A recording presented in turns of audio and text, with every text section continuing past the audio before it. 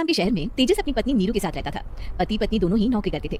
एक दिन तेजस गांव अपनी माँ के पास फोन करता है। चलिए बच्चों, आज हम मोरल स्टोरी सुनते हैं। जीते रहो माँ, तुम दादी बनने वाली हो।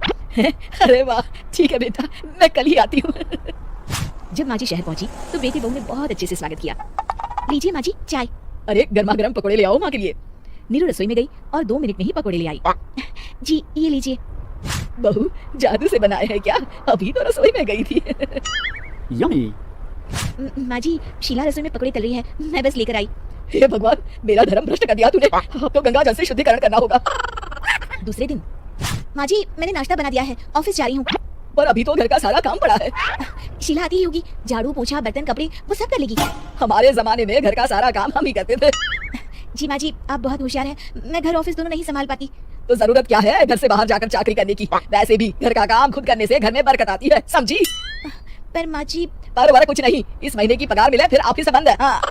रात को नीरू तेजस से कहती है, सुनिए जी माँ जी बोल रही थी कि मैं नौकरी छोड़ दूं। वैसे ठीक ही तो है, अभी तुम्हें आराम की जरूरत है। फिर भी आराम कहाँ, शीला को छुड़ाने के लिए बोल रही थी। तो अब 24 घंटे में इतना काम तो कर ही सकती हो। पर जॉब पसंद है मुझे, घर पर मन नहीं लगेगा।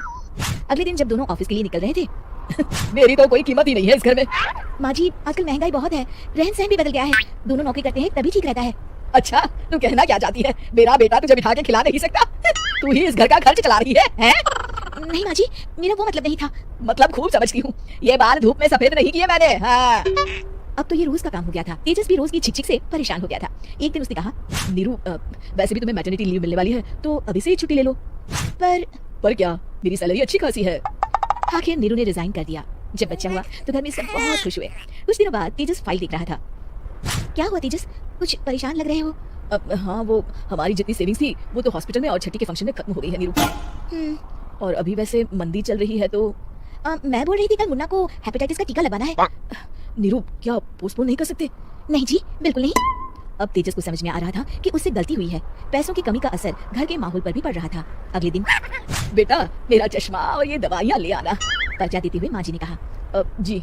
तेजस मुन्ना के लिए दूध का डिब्बा और डायपर भी ले आना, और ये किराने के सामान की लिस्ट है, इसे भी लाना है। तेजस गुस्से में लिस्ट मरोड़ कर फेंकता है और चिल्लाता है, पैसे क्या पेट पर रुकते हैं? ये ले आना वो ले आना।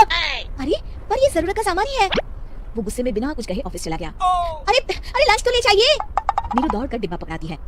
एक दिन खाना खाने के बाद, नीरू अब तो मुन्ना कुछ बड़ा हो गया, तो अब तुम वापस ज्वाइन कर लो ना जॉब।